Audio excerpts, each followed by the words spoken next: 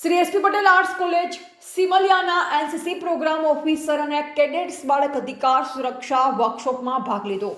ગુજરાત રાજ્ય બાળ અધિકાર સંરક્ષણ આયોગ ગાંધીનગર દ્વારા આયોજિત જિલ્લા બાળ સુરક્ષા એકમ પંચમહાલ દ્વારા સંચાલિત બાળ વિવાહ મુક્ત ભારત અભિયાન વર્કશોપમાં તારીખ 16/1/2025ના રોજ સરદારનગર ખંડ ગોધરા ખાતે Shri SP Patel arts college સિમલિયાના NCC programme officer professor doctor Manharkumar Makwana સાથે 6 જેટલા એનસીસી કેડેટ સહભાગી થયા.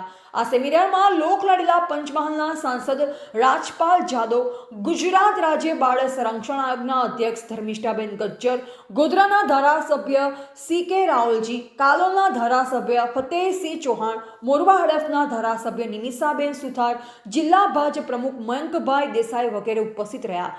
પંચમહાલ જિલ્લામાંથી 1399 બાળકો કુપોષણથી મુક્ત થયા છે.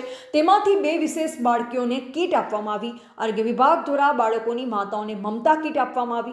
જિલ્લા પ્રાથમિક શિક્ષણ આયોગ દ્વારા સમગ્ર જિલ્લામાં સીએટની પરીક્ષામાં પ્રથમ આવનાર વિદ્યાર્થીને પ્રમાણપત્ર આપી પ્રોત્સાહિત કરવામાં આવ્યા.